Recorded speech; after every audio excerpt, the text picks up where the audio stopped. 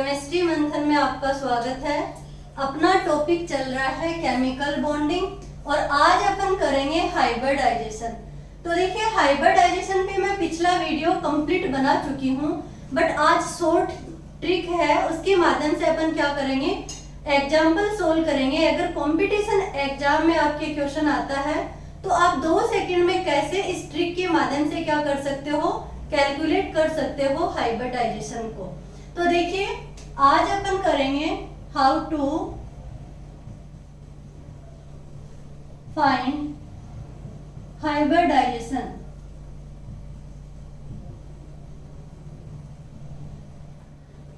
Trick है ये, किस तरीके से अपन निकालेंगे हाइब्रिडाइजेशन को। देखिए ये वैसे लेंथी प्रोसेस में आपको बता चुकी हूँ, आज ओनली और ओनली अपन क्या करेंगे, एग्जाम्पल सोल्व करेंगे, तो आपकी प्रैक्टिस भी हो जाएगी और क्वेश्चन भी सोल्व हो जाएंगे। तो देखिए ट्रिक क्या है, यानी कि अपन को सबसे पहले निकालना है n। तो n निकालने के लिए ये जो फॉर्मूला है ये तो आपको याद ही रखना पड़ेगा। देखिए क्या फॉर्मूला है, फॉर्मूला है कि total valence electron in central atom.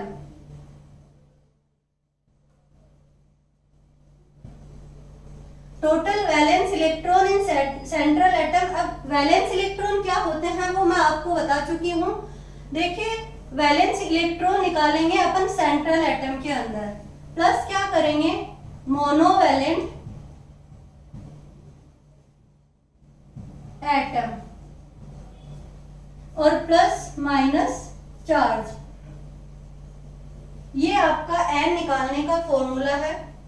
इससे क्या होगा, हाइब्रिडाइजेशन किस तरीके से निकलेगा। देखिए पहले तो आपको ये पता होना चाहिए कि वैलेंस इलेक्ट्रॉन क्या होता है। तो जब वैलेंस इलेक्ट्रॉन निकालेंगे तो यहां निकालेंगे अपन boron, carbon, nitrogen, oxygen, fluorine और नियोन।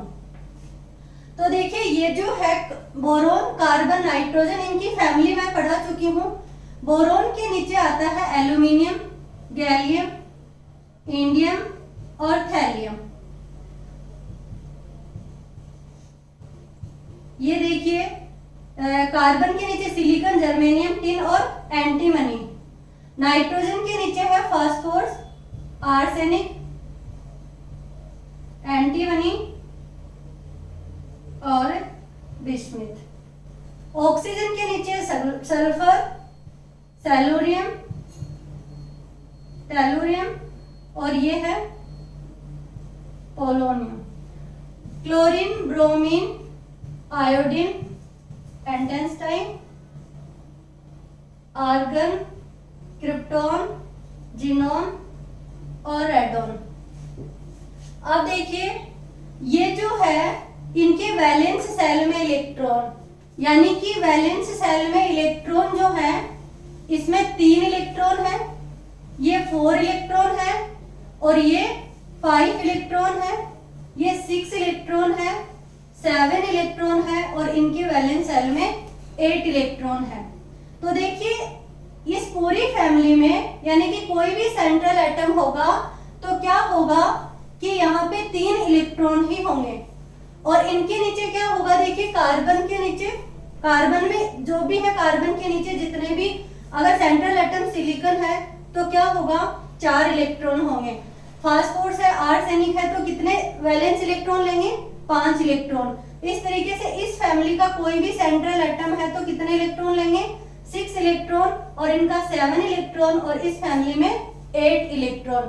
यानी कि ये क्या है, ये है वैलेंस इलेक्ट्रॉन।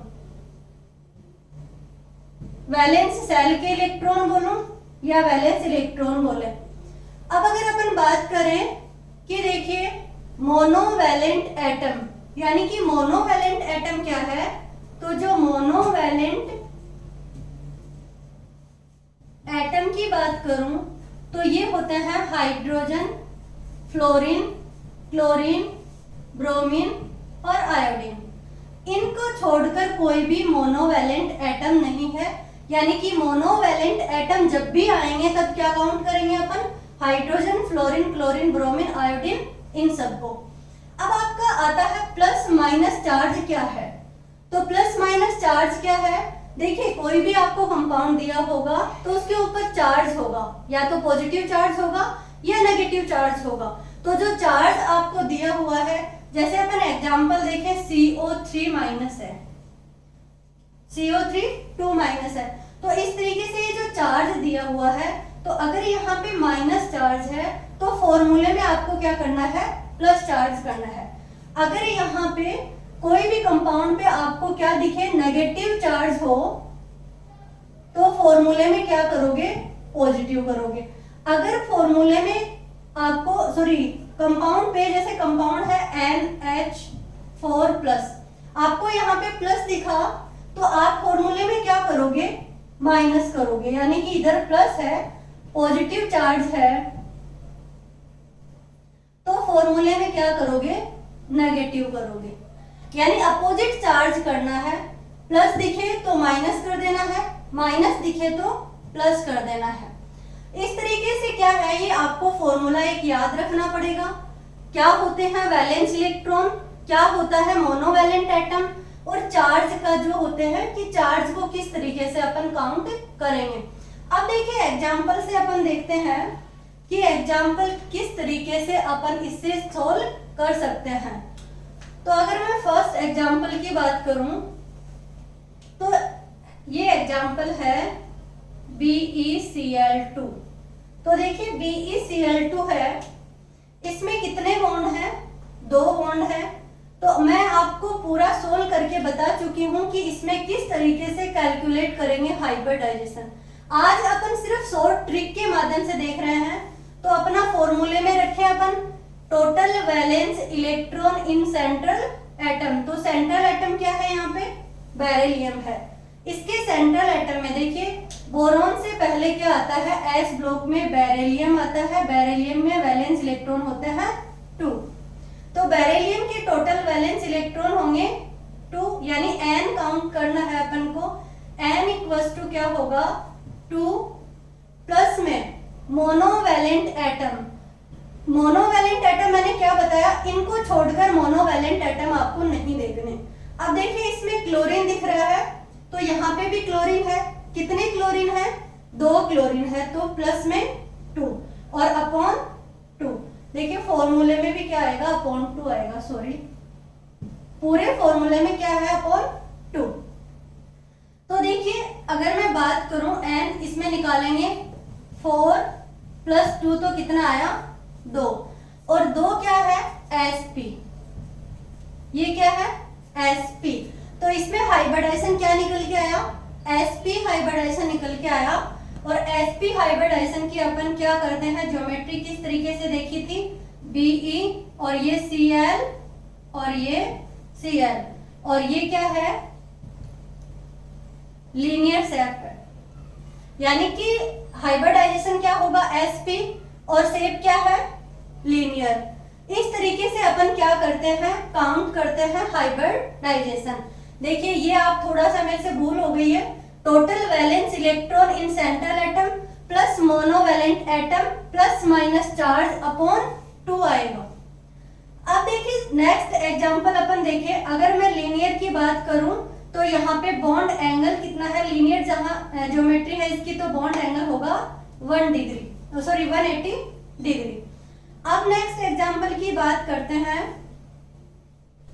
BF3। तो देखिए BF3 में सेंट्रल एटम कौन है, सेंट्रल एटम है बोरोन, तो n निकालेंगे क्या होगा, ट्राइगोनल ज्योमेट्री है। अब अपन बात करें कि नेक्स्ट क्या एग्जांपल है, तो देखिए नेक्स्ट एग्जांपल होगा आपका CH4, जो मैं आपको करवा चुकी हूं। आज अपन दूसरा एग्जांपल ले लें, SiCl4।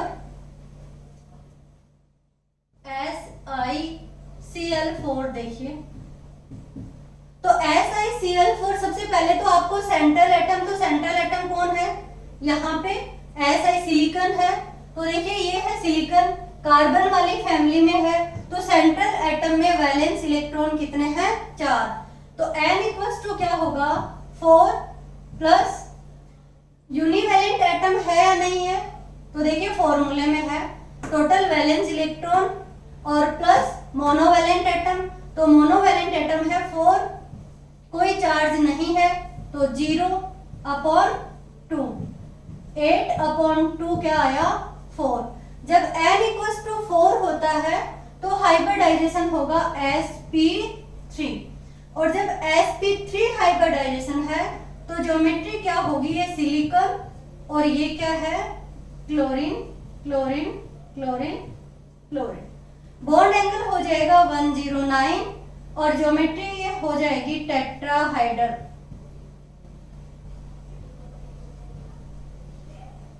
टेट्राहाइड्रल। नेक्स्ट एग्जांपल है PCl5। तो PCl5 में N निकालेंगे तो ये जो फास्फोरस है ये कहाँ है, देखिए नाइट्रोजन वाली फैमिली में है। वैलेंस इलेक्ट्रॉन कितने होंगे 5, तो 5 plus monovalent atom, monovalent atom कौन होगा Cl, कितने हैं 5, तो 5 कोई चार्ज नहीं है अपॉन 2, 10/2 इक्वल्स टू 5। जब n इक्वल्स टू 5 होगा तो हाइब्रिडाइजेशन होगा sp3d। देखिए sp3d क्यों होगा, एक s 3p और एक d, तो sp3d जब होगा तो अगर अपन ज्योमेट्री की बात करें तो होगी ट्राइगोनल बाई पिरामिड।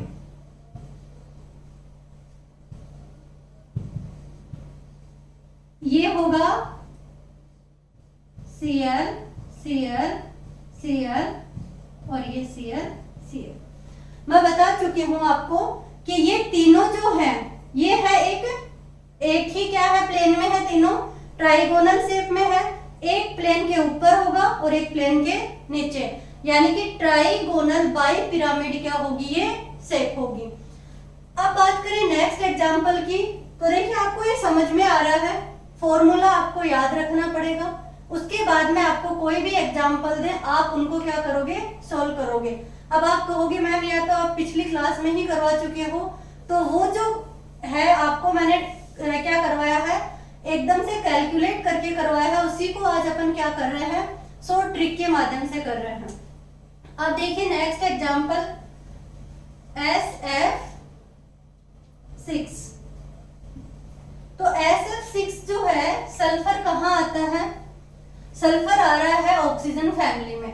तो देखिए ऑक्सीजन फैमिली में आपको अगर मैं बात करूं n निकाले तो कितना होगा, वैलेंस इलेक्ट्रॉन टोटल कितने हैं सल्फर में 6, यूनिवैलेंट एटम फ्लोरीन कितने हैं 6, और ये 0 2 12/2 इक्वल्स टू 6। जब n इक्वल्स टू 6 है तो हाइब्रिडाइजेशन हो जाएगा sp3d2, और जब sp3d2 है तो ज्योमेट्री क्या बनेगी, ये सल्फर, ये 4 तो होंगे स्क्वायर प्लेनर में, एक क्या होगा अबोव द स्पिन और एक प्लेन के नीचे, एक प्लेन से ऊपर और एक प्लेन के नीचे।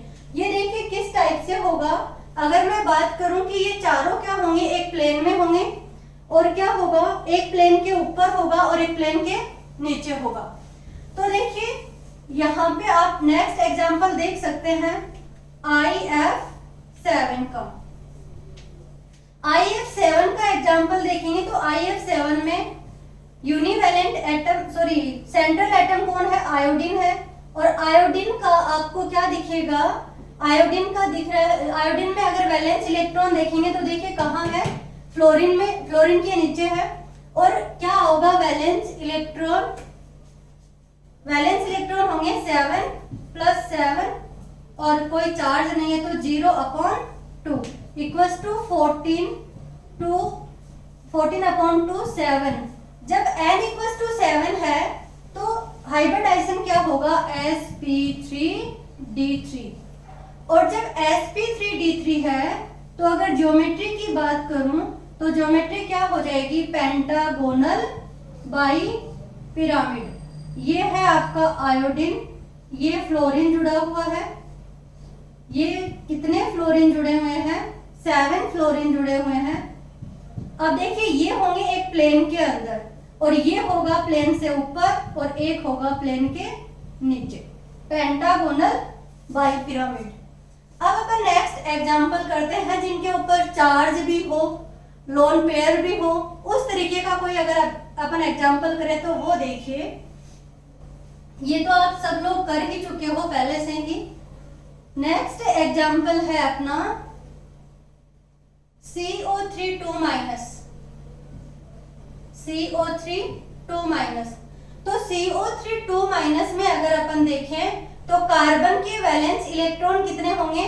4। अब मैं बार बार बताने की जरूरत नहीं है, सब लिखे हुए हैं, आपको ये याद ही रखने पड़ेंगे। कार्बन के वैलेंस इलेक्ट्रॉन है 4 प्लस मोनोवैलेंट बोले या यूनिवैलेंट बोले एक ही बात है। मोनोवैलेंट एटम दिख रहे हैं क्या? नहीं दिख रहे। कुछ तो बच्चे होते हैं जो ऑक्सीजन को भी मोनोवैलेंट मान लेते हैं, +3 कर देंगे। अरे नहीं बेटा, ये जो ऑक्सीजन है ये मोनोवैलेंट में नहीं है। इन 5 को छोड़कर आपको मोनोवैलेंट काउंट नहीं करना है। तो यहाँ पे ऑक्सीजन कितने हैं? 3 है, कोई लेना देना नहीं है, नहीं लिखेंगे। चार्ज कितना है?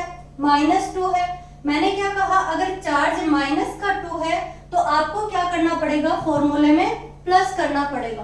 तो जब माइनस है 2 तो अपन क्या करेंगे? +2 अपॉन 2, 6/2 और कितना आया? 3। जब n = 3 आया है, ये है n = जब n = 3 आया है तो हाइब्रिडाइजेशन है sp3। sp3 है तो अपन को पता है sp3 की शेप क्या होती है? Trigonal planar. तो देखिए ये कार्बन, ये ऑक्सीजन, ये ऑक्सीजन और ये ऑक्सीजन, ये माइनस चार्ज, या फिर अपन ऐसे भी लगा सकते हैं, ये -2 चार्ज। तो देखिए पाई बॉन्ड होंगे वो हाइब्रिडाइजेशन में पार्टिसिपेट नहीं करेंगे। पाई बॉन्ड का हाइब्रिडाइजेशन से कोई लेना देना नहीं है। ओनली सिग्मा बॉन्ड ही क्या करते हैं? हाइब्रिडाइजेशन में काउंट होते हैं। तो देखिए यहाँ पे एक पाई बॉन्ड है, आप छोड़िए, अपन को शॉर्ट ट्रिक से क्या है निकालिए कि CO3 2 माइनस में हाइब्रिडाइजेशन क्या होगा? sp3 होगा। इसी तरीके से अगर अपन देखें तो देखिए एक प्लस वाला एग्जांपल उठाएं तो होगा NH4+। ये अपना नेक्स्ट एग्जांपल है। NH4+ में सबसे पहले काउंट करना पड़ेगा N। तो N क्या होगा? नाइट्रोजन के वैलेंस सेल में electron 5 plus monovalent atom hydrogen, तो देखिए है हाइड्रोजन 4 प्लस, तो प्लस नहीं करेंगे क्योंकि चार्ज क्या है ऊपर? पॉजिटिव। मैंने कहा कंपाउंड पे चार्ज पॉजिटिव हो तो अपन क्या करेंगे? नेगेटिव, यानी कि माइनस करेंगे। और कितना है? 1, तो -1/2 कितना आ जाएगा? 8/2 यानी 4।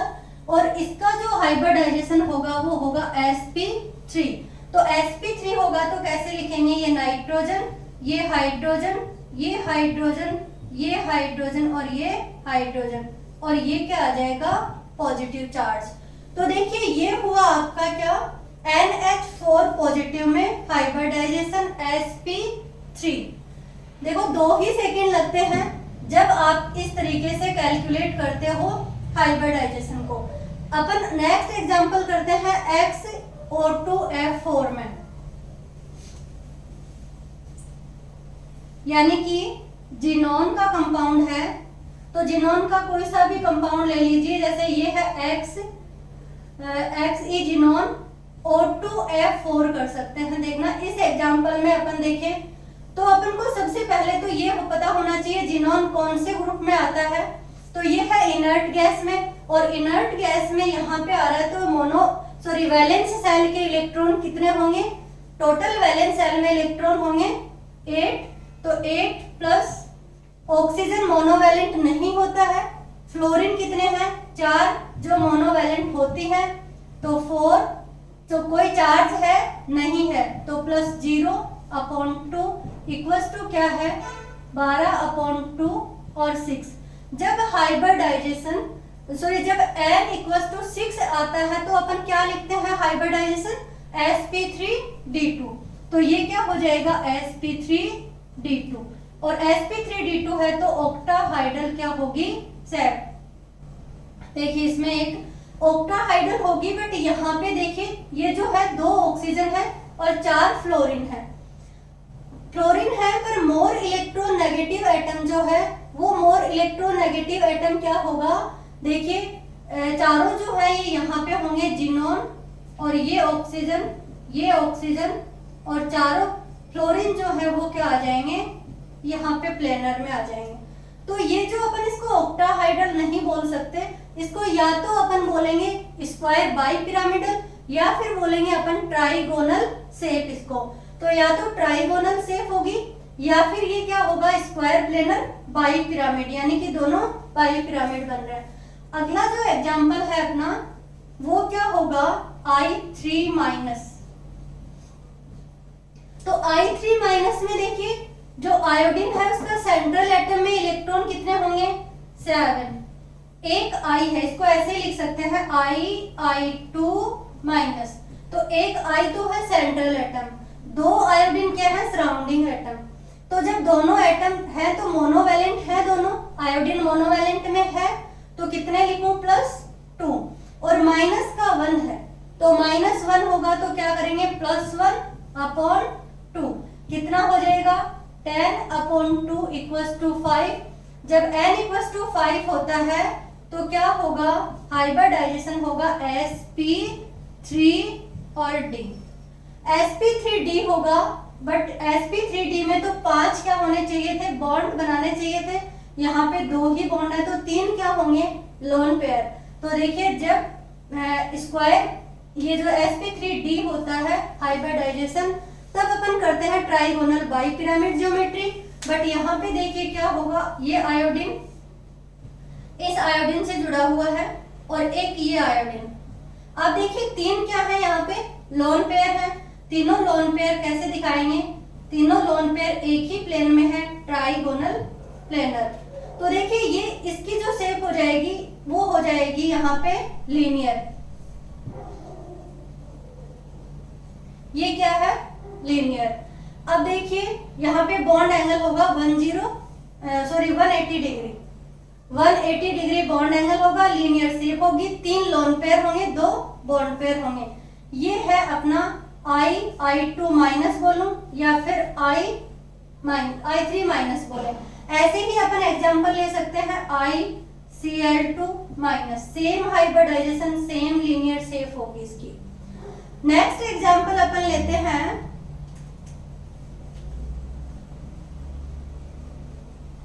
अब चार्ज वाला भी मैंने आपको करवा दिया और बिना चार्ज के भी आपको करवा दिया। चार्ज वाले एक और ले लें अपन कि देखिए PCl4 और पॉजिटिव। तो PCl4 पॉजिटिव है, इसमें फास्फोरस के लिए N निकालेंगे तो कितना है, वैलेंस एटम, वैलेंस सेल में इलेक्ट्रॉन 5 प्लस यूनिवैलेंट एटम कितने हैं, 4, और यहाँ पे चार्ज क्या है, प्लस है। तो चार्ज जब पॉजिटिव होता है तो फॉर्मूले में आपको क्या करना पड़ेगा, नेगेटिव करना पड़ेगा।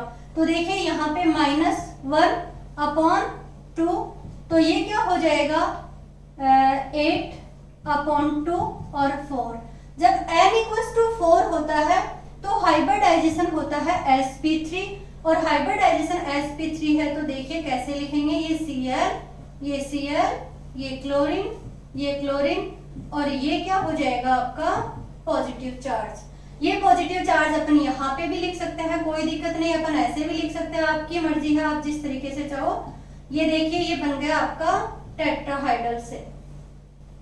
इस तरीके से आप कितने भी एग्जाम्पल सोल्व कर सकते हो, कितने भी 2 सेकंड आपको लगेंगे ये एग्जाम्पल सोल्व करने में। नेक्स्ट एग्जाम्पल की अगर मैं बात करूं तो देखिए चार्ज वाला एग्जाम्पल और ले लेते हैं, PO4 3-। देखिए PO4 3- में क्या काउंट करेंगे, N, और N = क्या होगा, फास्फोरस के वैलेंस सेल में इलेक्ट्रॉन कितने हैं, 5, तो 5 प्लस मोनोवैलेंट एटम, कुछ बच्चों को तो दिख रहा है यहाँ पे मोनोवैलेंट एटम 4 दिख रहे हैं, अरे ये मोनोवैलेंट एटम नहीं है, मोनोवैलेंट एटम ये 5 ही होंगे, hydrogen, fluorine, chlorine, bromine, iodine. इनके अलावा आपको कोई मोनोवैलेंट एटम काउंट नहीं करना है।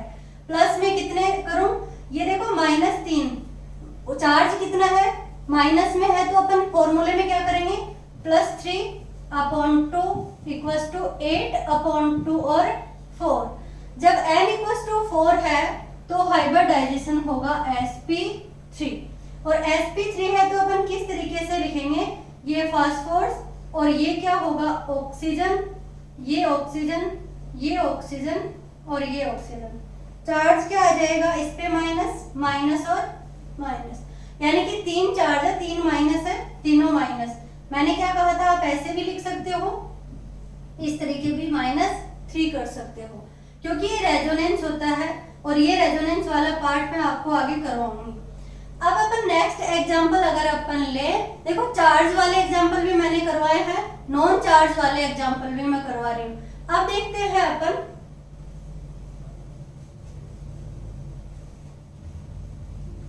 देखिए SO2, तो SO2 में क्या है, sulphur, valence sorry central atom कौन है, सल्फर है, तो सल्फर का जो वैलेंस इलेक्ट्रॉन होंगे वो कितने हैं, 6 प्लस यूनिवैलेंट एटम नहीं है, यूनिवैलेंट एटम तो कुछ नहीं है, तो क्या करेंगे अपॉन 2 और ये है 3। जब n इक्वल्स टू 3 है तो हाइब्रिडाइजेशन होगा sp2, और sp2 हाइब्रिडाइजेशन होगा तो ट्राइगोनल प्लेनर क्या होगी आपकी, सेफ होगी।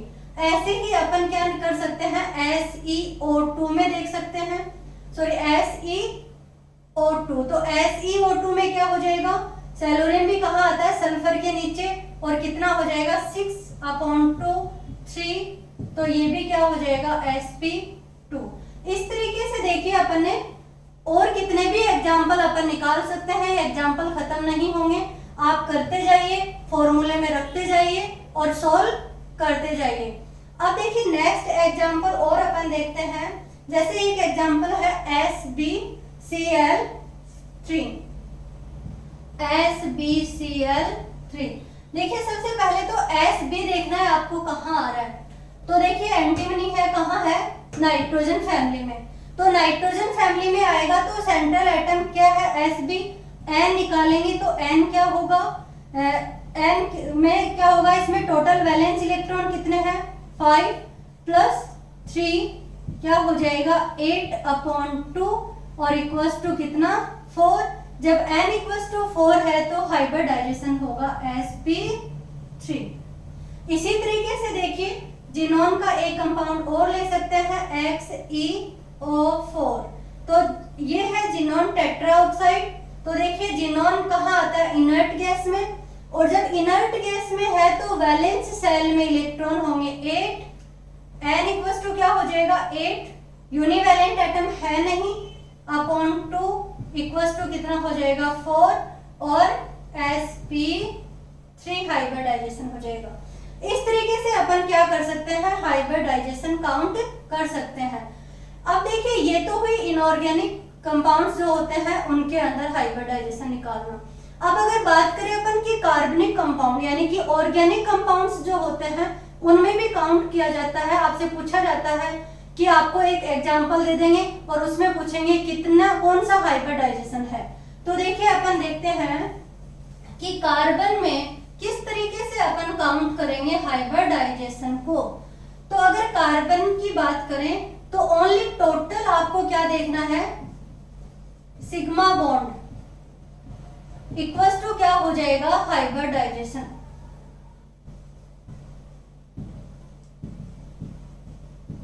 देखिए टोटल सिग्मा बॉन्ड ही देखने हैं क्योंकि मैंने क्या कहा पाई बॉन्ड क्या होते हैं हाइब्रिडाइजेशन में पार्टिसिपेट नहीं करते। तो एक आपको कंपाउंड दे रही हूं organic compound, double bond triple bond carbon, double bond carbon. देखिए ये वाला कंपाउंड है। अपन क्या करेंगे इसके अंदर हाइड्रोजन की वैलेंसी, इस पे 3 हाइड्रोजन लगेंगे, इस पे क्या होगा 3 और 1 हाइड्रोजन लगेगा, यहाँ पे 1 हाइड्रोजन, यहाँ पे कुछ नहीं, यहाँ पे कुछ नहीं, यहाँ पे 1 हाइड्रोजन और यहाँ पे क्या लगेंगे 2 हाइड्रोजन लगेंगे। अब अपन को क्या करना है, आपको पूछा जाता है कि कितने कार्बन है ये 1 2 3 4 5 6 7। तो किसी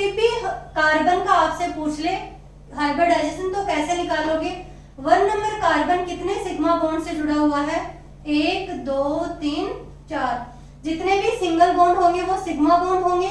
तो कितने सिग्मा बॉन्ड है? 4, यानी कि इस कार्बन का हाइब्रिडाइजेशन होगा sp3। 2 नंबर का जो कार्बन है उसमें देखिए सिग्मा बॉन्ड, एक सिग्मा तो ये जुड़ा हुआ है, यानी कि एक बॉन्ड तो क्या है, ये है सिंगल बॉन्ड, एक सिग्मा बॉन्ड ये है और एक सिग्मा बॉन्ड ये है और एक क्या है, पाई बॉन्ड है इसमें। तो पाई बॉन्ड अपन को काउंट नहीं करना। टोटल सिग्मा कितने हैं? 3 है। तो 2 नंबर कार्बन में हाइब्रिडाइजेशन होगा sp2। ऐसे ही 3 नंबर कार्बन की बात करें तो यहाँ पे 2 सिग्मा, एक सिग्मा एक पाई है, एक सिग्मा ये रहा और एक सिग्मा ये रहा।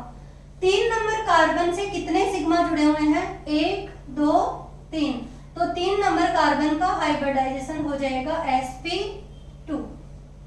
ऐसे ही देखिए 4 नंबर, तो 4 नंबर कार्बन जो है उस पे एक सिग्मा ये जुड़ा हुआ है, एक सिग्मा ये हो जाएगा। बाकी ये 2 क्या है? 2 पाई बॉन्ड है।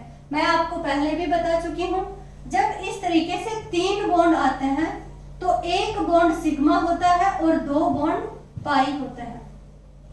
याद रखने का तरीका भी क्या है, ये सिग्मा बॉन्ड सिंगल होता है, पाई में देखिए ये 2 क्या होती हैं, नीचे लेग्स जैसी दिख रही हैं, तो ये 2 क्या होंगे? पाई बॉन्ड होंगे।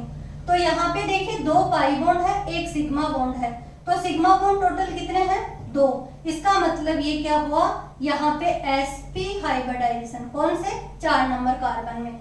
ये कार्बन 1 है, ये कार्बन 2 है, ये कार्बन यहाँ पे 3 है और ये कार्बन 4 है। कार्बन 5 की बात करूं तो कार्बन 5 में भी क्या होगा? sp हाइब्रिडाइजेशन होगा, क्योंकि ये सिग्मा बॉन्ड और ये सिग्मा बॉन्ड, 2 ही सिग्मा बॉन्ड है। अब देखिए 6 नंबर कार्बन में यहाँ पे सिग्मा बॉन्ड, ये सिग्मा और ये पाई। कितने सिग्मा जुड़े हुए हैं 6 नंबर कार्बन से? 1 2 3। तो हाइब्रिडाइजेशन हो जाएगा sp2।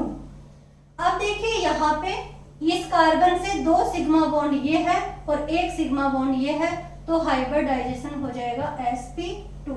यानी कि कार्बन से अगर 2 सिग्मा जुड़े हुए हैं तो हाइब्रिडाइजेशन sp, 3 सिग्मा जुड़े हुए तो sp2 और अगर 4 सिग्मा जुड़े हुए हैं तो हाइब्रिडाइजेशन हो जाएगा sp3।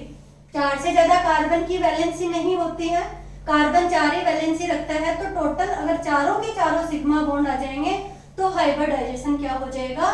sp2। ये देखो कुछ एग्जाम्पल मैंने करवाए हैं बेटा, आप प्रैक्टिस करते रहिए और जो भी किसी एग्जाम्पल में अगर आपको दिक्कत आए तो कमेंट बॉक्स में जाके आप मेरे को कमेंट करें, मैं आपका सॉल्यूशन उसी कमेंट में आपको दे दूंगी।